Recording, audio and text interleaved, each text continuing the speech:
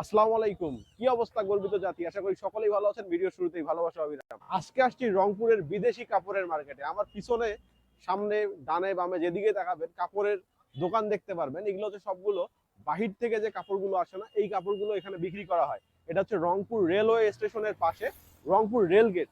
এই Rangpur rail gate যে কাপড়ের মার্কেটটা আছে, এখানে শীতের সময় প্রচুর পরিমাণে ভিড় হয়। কারণ হচ্ছে এখানে রংপুরে মানুষ কাপড় না কিনলেও দেখতে আসে, অনেকে আবার কিনতে আসে। সব মিলে একটা জমজমাট অবস্থা শুরু হয়ে যায়।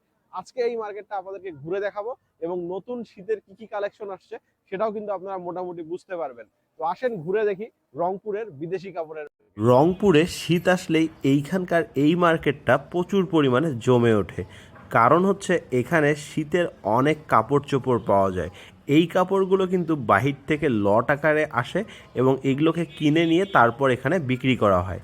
আর এখানে মোটামুটি অনেক কম দামে কাপড় পাওয়া যায়, এই কারণেই কিন্তু এখানে বেশি পরিমাণে ভিড়টা লেগে থাকে। শীতের সিজনে রংপুরের প্রায় অনেক মানুষই এখানকার কাপড়গুলো দেখতে আসে অথবা কেনাকাটা করতে আসে। আপনি যদি কখনো শীতের সিজনে রংপুরে আসেন তাহলে এই মার্কেটটা অবশ্যই ঘুরে যাওয়া উচিত।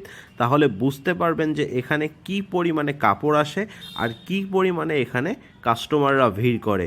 সব মিলে এখানে যেহেতু একটু কমের মধ্যে শীতের কাপড় পাওয়া যায়, তো এখানে নিম্নবিত্ত থেকে শুরু করে উচ্চবিত্ত অনেকেই এই মার্কেটটাতে কেনাকাটা করতে আসে।